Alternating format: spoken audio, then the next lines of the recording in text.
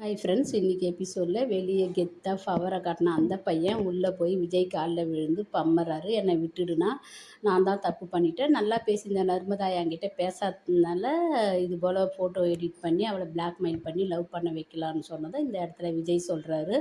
வெறும் பொம்பளைங்க மட்டும்தான் இந்த வீட்டில் இருக்கிறாங்கன்னு நினைக்காத, நீ எப்போ வந்தாலும் இந்த இடத்துல நான் இருப்பேன் ஆம்பளையான்னு சொல்லிட்டு, உண்மையிலே இது வந்து பொம்பளை இல்லாத குடும்பத்துக்கு ஆம்பளை துணை கண்டிப்பாக இருக்குதுன்னு புரிய வச்சுட்டார் அந்த பையனுக்கு.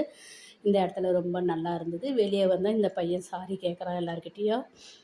இது போல் நர்மதா மேலே தப்பு இல்லை, எல்லாம் என் தப்பு தான், நான் தான் எடிட் பண்ணி கேட்டேன் அவளை லவ் பண்ண வைக்கலான்னு சொல்லி சாரி கேட்கும்போது, ஆனால் இவன் பேக்ரவுண்ட் பற்றியும் சொல்லியிருக்கான். ஒரு வேளை இந்த இடத்துல வந்து ஃபோட்டோலாம் எடிட் பண்ணதை காட்டல, பின்னாடி எதனா பேக்ரவுண்டு வச்சு பிரச்சனை பண்ணுறானா என்னென்னு எபிசோடில் பார்க்கலாம். ஏன்னா புது வில்ல ஒருத்தன் வந்தால் நம்ம விஜய்க்கு கெத்தாக தானே இருக்கும். அடுத்தது எபிசோடில் என்ன நடக்குதுன்னு இதை தெரிஞ்சுக்கலாம். இங்கே வந்து நர்மதா வந்து அம்மாக்கிட்டேயும் கோவப்படுறா, என்னை பெத்த பொண்ணு நம்பலை, இல்லை நீ விஜய் மாமா நம்பினாருன்னு சொல்லிட்டு. இந்த இடத்துல விஜய் மாமான்னு சொல்கிறத காவேரி கவனிச்சலா என்ன, அடுத்ததான் இவ என்ன கேள்வி கேட்குறான்னு சொல்லிட்டு நம்ம எபிசோடை பார்த்து தெரிஞ்சுக்கலாம். ஏன்னா நர்மதா விஜய் மாமான்னு சொல்லியிருக்கிறா. இங்கே வந்து சாரதாம்மா சமைச்சு சாப்பிட்டுட்டு போங்கன்னா எல்லாருமே மாறி மாறி விஜய்க்கு நன்றி சொல்கிறாங்க.